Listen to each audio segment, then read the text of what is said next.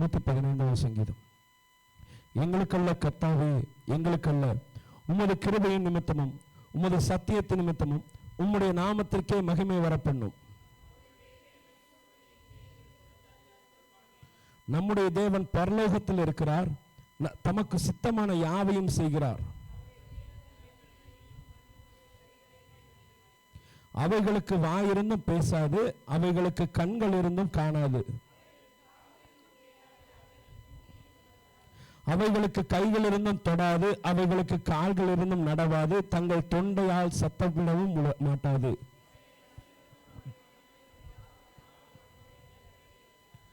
இஸ்ரவேலே, கர்த்தரை நம்பு, அவரே அவர்களுக்கு துணையும் அவர்களுக்கு கேடகமுமாய் இருக்கிறார்.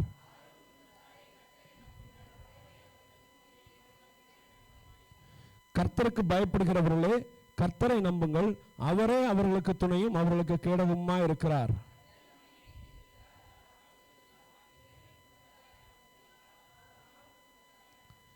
கர்த்தருக்கு பயப்படுகிற பெரியோரையும் சிறியோரையும் ஆசீர்வதிப்பார்.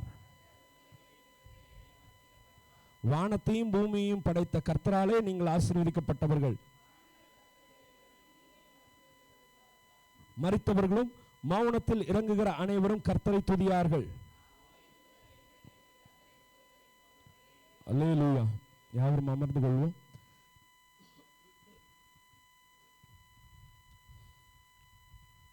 இந்த சங்கீதத்தில் நாம் பார்க்கிறோம், கர்த்தர் யாரை ஆசீர்வதிக்கிறார் என்றால் 9வது 10வது 11வது வசனத்தில் வரிசை வாரியாக சொல்லியிருக்குது.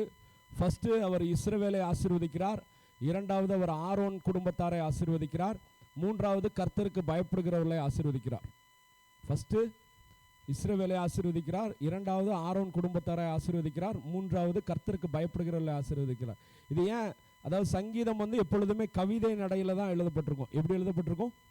கவிதை நடையில் தான் எழுதப்பட்டிருக்கும். அப்போது கர்த்தர் இயேசு கிறிஸ்து முதலாவது வந்தது யாருக்காகனா? யூதர்களுக்காக. யாருக்காக? இஸ்ரவேலரை ரட்சிக்கும்படியாக கர்த்தர் வந்தார். ஆனால் இஸ்ரவேலர்கள் தங்களுடைய இருதயத்தை கடினப்படுத்தி கொண்டது நிமித்தமாக புறஜாதியாகிய நம்மை கர்த்தர் தெரிந்து கொண்டார். இப்போ அதன் அடிப்படையில் தான் அந்த வசனம் போட்டிருக்குது. ஃபஸ்ட்டு அந்த நீங்கள் 9வது வசனத்தை பாருங்கள். இஸ்ரவேலே, கர்த்தரை நம்பு, அவரே அவர்களுக்கு துணையும் அவர்களுக்கு. அடுத்து பார்த்தீங்கன்னா ஆரோன் குடும்பத்தாரே, இதே வசனம் அப்படியே ரிப்பீட் ஆகும்.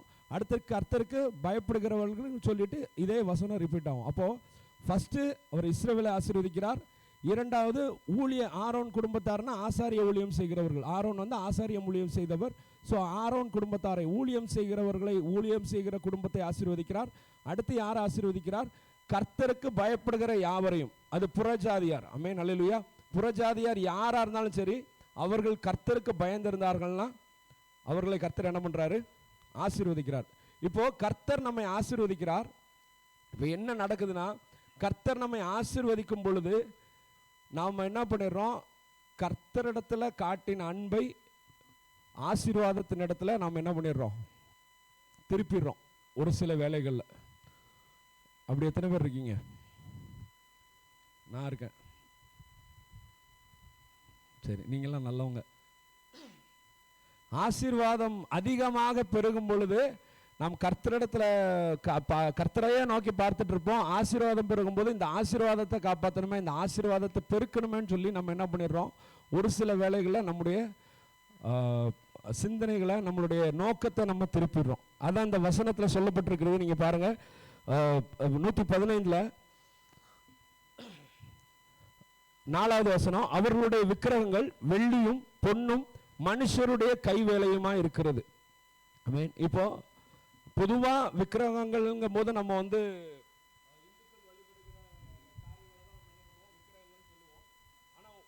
எல்லாருக்குமே இங்க தெரியும், விக்கிரகங்கிறது நம்ம கர்த்தருக்கு இணையாக இல்லை கர்த்தருக்கு மேலாக நம்ம எதை வச்சாலும் அது என்னது? விக்கிரமாயிடுது. இப்போ பணத்தை நாடி போய்கிட்டு இருக்கோம்னா அது விக்கிரகம். ஆசீர்வாதத்தையே நாடி போயிட்டு இருக்கோம்னா அது விக்கிரகம். ஞானத்தை மட்டுமே நாடி, டியூஷனு எனக்கு, அப்போ டியூஷனு எனக்கு, என்ன coaching class, bank exam, VAO exam, coaching class, அதனால எனக்கு ஞாயிற்றுக்கிழமை சர்ச்சுக்கு வர முடியாது இப்படின்னு சொல்லி ஞானத்துக்காக கர்த்தரை விட்டு விலகுகிற காரியம், வேலைக்காக கர்த்தரை விட்டு விலகுகிற காரியம், இது எல்லாமே எதில் தான் வரும்? விக்கிரகத்தில் தான் வரும். இப்போ ஒரு மனுஷனை, எனக்கு ஒரு பண தேவை இருக்குது, நான் கர்த்தரை நம்பாமல் அந்த மனுஷனை நம்புறேன்னா அது விக்கிரகம் தான். இப்போ மனுஷன் பேசுகிறவன் தானே, மனுஷன் கேட்குறவன் தான், மனுஷன் பதில் அளிக்கிறவன் தான். ஆனால் விக்கிரகமாக நம்ம அவனை மாற்றும் போது அவன் என்ன ஆகிடுறான்? வாயை மூடிடுறான், கேட்க மாட்டான். பணம் கேட்டோம்னா நாளைக்கு தராங்க, இல்லைன்னா என்கிட்ட பணம் இல்லை, பணம் நிறைய வச்சுருப்பான் ஆனால் இல்லைம்மா. இதெல்லாம் எதனால நடக்குது? அவன் நம்மளை ஏமாத்தலை, நீங்கள் அவனை விக்கிரகமாக மாற்றிட்டீங்க. அல்லேலூயா. நான் அப்படி தான் இதை படிக்கும் பொழுது நான் பார்த்த விதம் அதுதான். நம்ம என்ன பண்ணிடுறோம்? மனுஷனை தேவனை விட அவனை நம்பி அவனுக்கு முக்கியத்துவம் கொடுத்து அவனை விக்கிரகமாக மாற்றிடுறோம். ஹஸ்பண்ட் மேலே அதிகமாக அன்பை காட்டி தேவனோட ஹஸ்பண்டை தூக்கி வச்சு, இல்லை தேவனோட மனைவியை தூக்கி வச்சு அவன் என்ன பண்ணிடுவான்? நமக்கு விருப்பமில்லாத காரியத்தை செஞ்சு நமக்கு என்ன பண்ணிடுவான்? விக்கிரகமாக மாறிடுவான். அப்போது அவன் ஏமாத்தலை உங்களை, நீங்கள் அவனை அவள் ஏமாத்தலை, அவளை நீங்கள் ஏமாற்ற வச்சுட்டீங்க. அதான் அந்த வசனம் சொல்லுது, கண்கள் இருந்தும் காணாது, காதுகள் இருந்தும் கேளாது, மூக்கு இருந்தும் நுகராது, அவைகளுக்கு கைகள் இருந்தும் தொடாது. அப்போது கர்த்தருடைய ஆசீர்வாதம் எனக்கு வேணும் அப்படின்னு நினைக்கும் பொழுது முதலாவதாக கர்த்தருடைய ஆசீர்வாதம் எதுவா இருக்குது?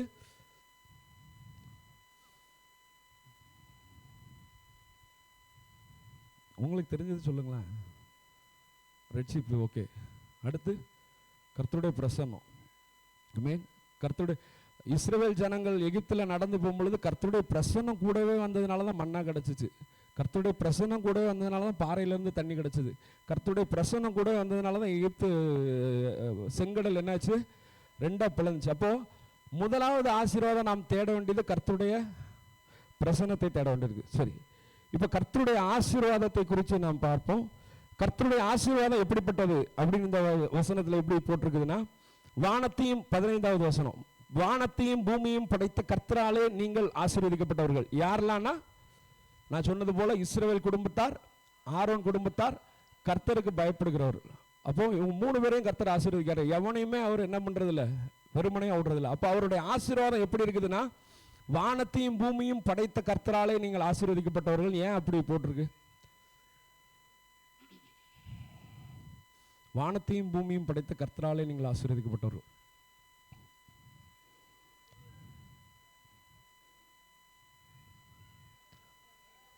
வானத்தில் என்னெல்லாம் இருக்கு? வானத்தில் மேகம் இருக்கு, வெயில மறைக்குது, நமக்கு பாதுகாப்பாக இருக்குது. அடுத்து வானத்திலேருந்து மழை பொழியுது. மழை எதுக்குரியதாக இருக்குது? ஆசீர்வாதத்திற்குரியதாக இருக்குது, ஜீவனை கொடுக்கிறதா இருக்குது. பூமியில் என்னெல்லாம் இருக்குது? செடி கொடிகள் இருக்குது, நவரத்தின கற்கள் வைரங்கள் இருக்குது, தங்கம் இருக்குது, வெள்ளி இருக்குது, வேற என்ன இருக்குது?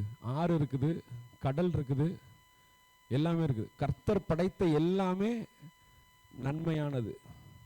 ஆனால் நம்ம மனுஷன் சயின்டிஸ்ட்டு புதுசாக கண்டுபிடிச்சி பொல்யூட் பண்ணி அசிங்கப்படுத்தி அவமானப்படுத்தி கேவலப்படுத்தி சாக்கடையாக்கி வச்சுருக்கோம். ஆனால் கர்த்தர் கொடுத்த வானமும் பூமியும் எப்படிப்பட்டது? அது நன்மை நிறைந்தது. இப்போ சூரியன் இருக்குது, சூரியன் மூலமாக தான் நமக்கு ஆரோக்கியம் கிடைக்குது. அல்லேலூயா. அப்போ ஆரோக்கியம் ஒரு ஆசீர்வாதம். மழை வர்த்திக்க பண்ணும், அது ஒரு ஆசீர்வாதம். ஐஸ்வர்யம், மழை என்னெல்லாமோ சொல்லலாம், ஜீவன் சொல்லலாம், ஐஸ்வர்யம் சொல்லலாம், ஆசீர்வாதம் சொல்லலாம், நன்மை சொல்லலாம். பூமியிலேருந்து என்ன பண்ணுது? நமக்கு நிறைய காரியங்கள் கிடைக்குது, நிறைய விளையுது. அப்போது கர்த்தருடைய ஆசீர்வாதம் அது சம்பூரணமானது. பூரணம், பரிபூரணம், சம்பூரணம். கர்த்தருடைய ஆசீர்வாதம் எப்படிப்பட்டது? எப்படிப்பட்டது கவனிக்கிறீங்களா? கவனிச்சிங்கன்னா அந்த சம்பூரணம் உங்களுக்கு பலிக்கும். அல்லேலூயா. கர்த்தருடைய ஆசீர்வாதம் எப்படிப்பட்டது? வானத்தையும் பூமியும் படைத்த கர்த்தராலே நீங்கள் ஆசீர்வதிக்கப்பட்டவர்கள். அப்படின்னா வானத்தில் உள்ள எல்லாமே கர்த்தருக்கு பயப்படுகிற நமக்குரியது. ஆமென். அல்லேலூயா. பூமிக்குரிய எல்லாமே கர்த்தருக்கு படைத்த கர்த்தருக்கு பயப்படுகிற. கொஞ்சம் சத்தமாக சொல்லுங்களேன்.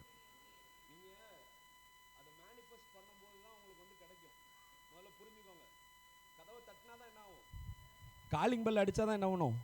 உள்ளே இருந்தாங்கன்னு வைங்க, எப்படி திறப்பாங்க? காலிங் பெல் அடிக்கணும், இல்லை கதவை தட்டணும். நீங்கள் வாயை திறந்து நாவால் அறிக்கையிடும் பொழுது இந்த வார்த்தை உங்கள் காதில் போகும், காதுலேருந்து உள்ளத்தில் போகும். அது என்ன ஆகும்? உங்களுக்கு ஒரு புதிய ஜீவனை கொடுக்கும். அல்லேலூயா! எத்தனை பேர் நம்புறீங்க? அப்போ வானத்தையும் பூமியும் படைத்த கர்த்தராலே, பக்கத்தில் பார்த்து சொல்லுங்க, வானத்தையும் பூமியும் படைத்த கர்த்தராலே நீ ஆசீர்வதிக்கப்பட்டவள். உனக்குன்னு ஒரு குறையும் கிடையாது. கர்த்தர் உன்னை நிறைவாக தான் படைத்திருக்கிறார். நீ ஆளும்படி படைத்திருக்கிறார். பக்கத்தில் பார்த்து, உன்னை ஆளுகை செய்யும்படி படைத்திருக்கிறார். அமேன், அல்லேலூயா! சும்மா நீ அடங்கி ஒடுங்கி இருக்கிறதுக்காக அல்ல. அமேன், அல்லேலூயா! சரி, இந்த ஆசீர்வாதம்லாம் வந்ததுக்கு அப்புறம் நான் ஏற்கனவே சொன்னது போல நம்ம நம்பிக்கை எங்க போகக்கூடாது? ஆசீர்வாதத்து மேலேயோ, பணத்தின் மேலேயோ, நகையின் மேலேயோ, தங்கத்தின் மேலேயோ, வைரத்தின் மேலேயோ, இல்லை வேற எது மேலேயோ என்ன பண்ணக்கூடாது? போகக்கூடாது. நம்ம எங்க பார்க்கணும்? முதல் வசனத்தை சொல்லுங்க, எல்லாம் சேர்ந்து சொல்லுங்களேன். முதல் வசனம்.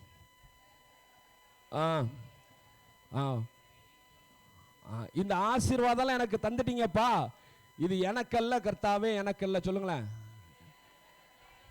உம்முடைய நாமத்தின் மகிமைக்கு. ஆமென். கர்த்தர் கொடுக்கிற ஆசீர்வாதங்கள் உங்களை மகிமைப்படுத்தும்படியாக, உங்களை மேன்மைப்படுத்தும்படியாக கிடையாது, கர்த்தரை மகிமைப்படுத்தும்படியாக. ஆமென், அல்லேலூயா! அல்லேலூயா! நீங்க கர்த்தரை எவ்வளவு தூரத்துக்கு மகிமைப்படுத்துறீங்களோ அவ்வளவு தூரத்துக்கு நீங்க ஆசீர்வாதமா இருப்பீங்க. அல்லேலூயா! இந்த பணத்தின் நிமித்தமாக, இந்த ஆசீர்வாதத்தின் நிமித்தமாக நான் மினுக்கா ட்ரெஸ் போடுவேன், நான் அந்த கார் வாங்குவேன், நான் அந்த பைக் வாங்குவேன், நீங்க வாங்க சந்தோஷம்தான். ஆனா இதன் மூலமாக கர்த்தருடைய நாம மகிமைப்படுமா, கர்த்தரை நான் உயர்த்த முடியுமா அப்படிங்கிறது எல்லா விஷயத்திலும் என்ன பண்ணிருக்கணும்? கலந்துருக்கணும். அல்லேலூயா! கடைசியாக ஒரு தடவை ரெண்டு கைகளை மேலே வைத்து சொல்லுவோம்.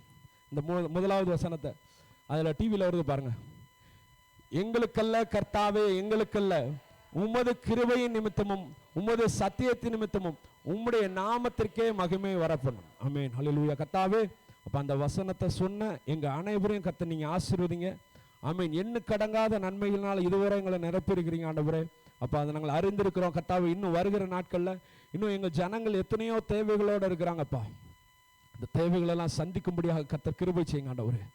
ஆமென், ஹல்லேலூயா! உம்முடைய வானத்திலிருந்து வருகிற ஆசீர்வாதம், பூமியிலிருந்து வருகிற ஆசீர்வாதத்தினால எங்களுடைய விசுவாசிகள் நிறைந்திருக்க கர்த்தர் கிருபை செய்யுங்க. எல்லாவற்றையும் பெற்றதற்கு அப்புறம் கர்த்தாவே, இந்த வசனத்தை நாங்கள் வாசித்தது போல கர்த்தாவே, இது எங்களுக்கல்ல உம்முடைய நாமத்தின் நிமித்தமாக, உம்முடைய நாமத்தை உயர்த்தும்படியாக, உம்முடைய கிருபையை உயர்த்தும்படியாக, உம்முடைய சத்தியத்தை உயர்த்தும்படியாக கர்த்தாவே, இந்த ஆசீர்வாதத்தை நாங்கள் பிரயோகிக்க உபயோகப்படுத்த கர்த்தர் கிருபை செய்யுங்க.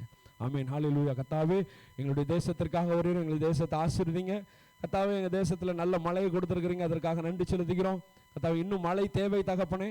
நிலத்தடி நீர் உயர, விவசாயிகள் செழிக்க கர்த்தர் கிருபை செய்யுங்க, உதவி செய்யுங்க. அப்போ வெள்ளம் வராதபடி கர்த்தர் பாதுகாத்து கொள்ளுங்க. அப்போ குப்பைகளை ஆண்டவரே கரெக்டாக குப்பை தொட்டியில் போடும்படியாக கர்த்தர் கிருபை செய்யுங்க. அப்போ தேவையெல்லாம் வாய்க்காலில் போட்டு அதை அடைக்கப்படாதபடிக்கு ஆண்டவரே மனிதர்களுக்கு நல்ல ஞானத்தை கொடுங்க ஆண்டவரே. வெள்ளம் வந்து ஆண்டவரே 2 வருடத்துக்கு முன்னாக நாங்கள் பாதிக்கப்பட்டது போல இந்த வருடம் பாதிக்கப்படாதபடிக்கு கர்த்தாவே கிருபை செய்யுங்க. எங்களுடைய அரசாங்கத்திற்கு அப்போ நல்ல ஞானத்தை கொடுங்க, முன்னெச்சரிக்கை நடவடிக்கை எடுக்கும்படியாக கர்த்தர் கிருபை செய்யுங்க. ஸ்தோத்திரம். அப்போ எங்களுடைய சபைக்காக இருங்க, சபையில் உள்ள விசுவாசிகள் ஒவ்வொருவரையும் ஆசீர்வதிங்க. உங்களுடைய தேவைகளை கர்த்தர் சந்திங்க ஆண்டவரே. அப்பா, எங்கள் சபைக்கு அநேக தேவைகள் இருக்குது, அந்த தேவைகள் எல்லாம் கர்த்தர் நீர் சந்திப்பீராக ஆண்டவரே. கர்த்தர் அந்த வேன் வாங்கணும், நாங்கள் நெடுநாளாக பிரயாசப்பட்டு கொண்டு இருக்கிறோம். அப்பா, நாங்கள் எப்படிப்பட்ட வேன் வாங்கணுங்கிறத கர்த்தாவே நீங்கள் எங்களுக்கு ஆண்டவரே சொல்லிக் கொடுங்க. அப்போ அதற்கு ஏற்படுகிற தடைகளெல்லாம் இயேசு கிறிஸ்து நாமத்தினால நாங்கள் முறியடிக்கிறோம் தகப்பனே. அப்பா ஸ்தோத்திரம். எங்கள் பாஸ்டருக்காக வருகிறோம், பாஸ்டர்மாக்காக வருகிறோம். அப்போ அவங்க பலவீனங்களை கர்த்தாவே நீங்கள் கூட இருந்து பலப்படுத்தி நடத்தி வருகிறீங்க, அதற்காக நன்றி செலுத்துகிறோம். ஊழியங்களை ஆசீர்வதித்து வருகிறீங்க. அப்போ வருகிற நாட்களில் இருக்கிற ஊழியங்கள் அனைத்தையும் கர்த்தாவே கருத்தில் ஒப்பு கொடுக்கிறோம். எல்லா ஊழியங்களும் கர்த்தர் நீங்கள் ஆசீர்வதித்து வல்லமையாக பயன்படுத்துங்க ஆண்டவரே. அப்பா, அநேக லட்சங்களுக்கு கோடிகளுக்கு பயனுள்ள பாத்திரமாக மாற கர்த்தர் கிருபை செய்யுங்க. இணைந்து ஊழியம் செய்கிற ஒவ்வொருவரையும் ஆசீர்வதிங்க, அவங்க குடும்பத்தை ஆசீர்வதிங்க, உங்களுடைய தேவைகளை சொன்னீங்க ஆண்டவரே. எல்லாரும் எங்களுடைய சபையாக சேர்ந்து கர்த்தாவே உம்முடைய நாமத்தை உயர்த்தும்படியாக நாங்கள் எல்லோரும் சேர்ந்து ஒன்றுபட்டு பாடுபட உம்முடைய ராஜ்யத்தை விரிவாக்கம் செய்ய கர்த்தாவே நாங்கள் ஜெபிக்க வேண்டும். அப்போ அதற்காக கொடுக்க வேண்டும். கர்த்தர் நீர் அப்படியே செய்ய போகிற தயவுகள் கிருபைகளுக்காக நன்றி செலுத்துகிறோம். மீட்பு இயேசுவின் மூலம் கேட்கிறோம் நல்ல பிதாவே, ஆமென்.